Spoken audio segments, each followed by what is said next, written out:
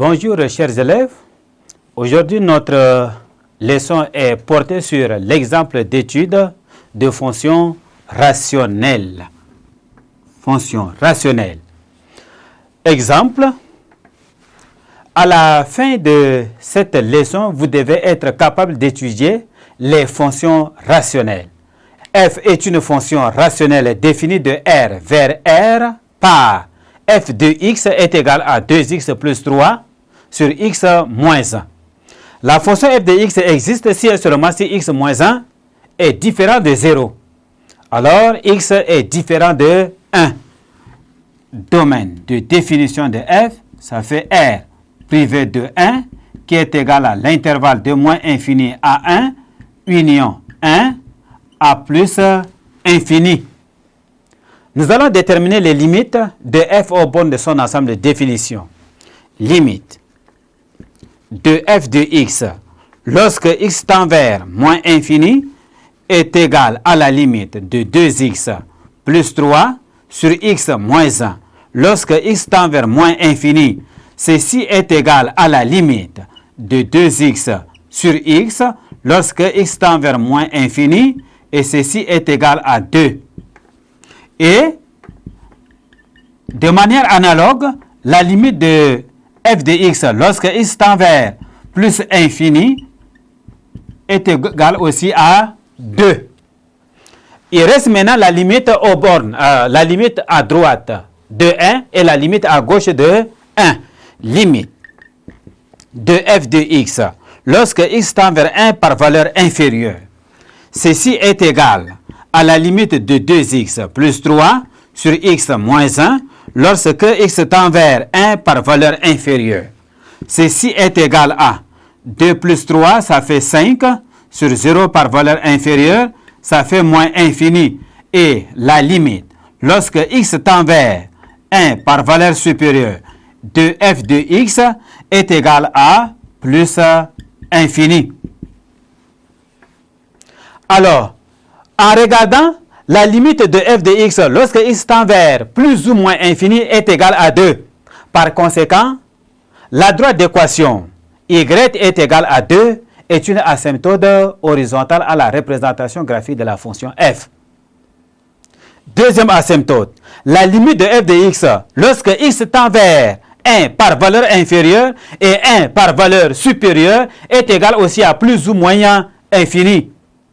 Par conséquent, la représentation graphique de la fonction f admet une asymptote verticale qui n'est autre chose que la droite d'équation x est égal à 1. Alors, nous allons calculer la fonction dérivée. F est dérivable sur son domaine de définition comme toute fonction rationnelle. F' de x est égal à 2 en facteur de x moins 1 moins en facteur de 2x plus 3, le tout sur x moins 1 élevé au carré. Ceci est égal à 2x moins 2 moins 2x moins 3, le tout sur x moins 1 élevé au carré. Ceci me donne moins 5 sur x moins 1 élevé au carré. Voilà notre fonction dérivée. Alors, quel que soit x élément de df, f' de x, nous voyons que f' de x est négatif. Alors, f' de x est inférieur à 0. Alors, f est strictement décroissant. F est strictement décroissante sur son domaine de définition. C'est pourquoi nous allons résumer tout ça dans un tableau appelé le tableau de variation. X moins infini, 1 plus infini. F' de x, 1 est le domaine de définition. Négatif, négatif. On a 2, ça décroît. On a dit en 1 par valeur négative, ça fait moins infini. 1 par valeur positive, ça fait plus infini. Et ça décroît à 2. Voilà notre tableau de variation.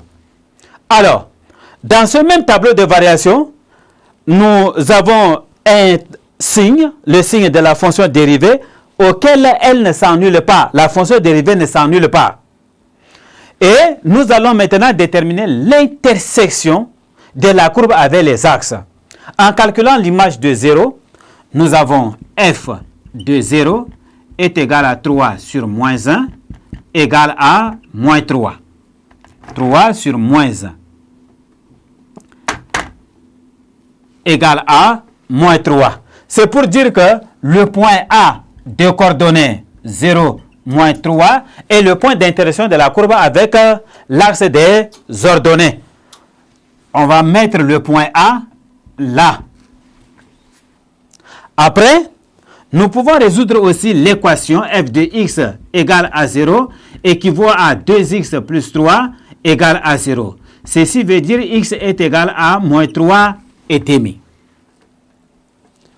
Le point B de coordonnées moins 3 demi 0 est le point d'intersection de la courbe avec l'axe des abscisses.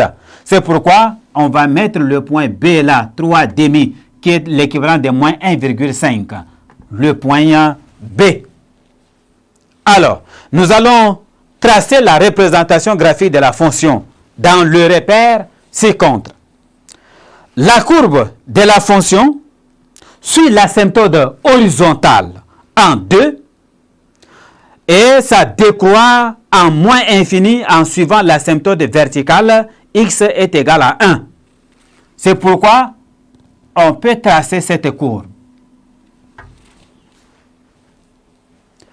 De l'autre côté, dans l'intervalle 1 à plus infini, la courbe décroît en suivant l'asymptote verticale en plus infini jusqu'à l'asymptote horizontale, la droite d'équation y égale à 2 en plus infini.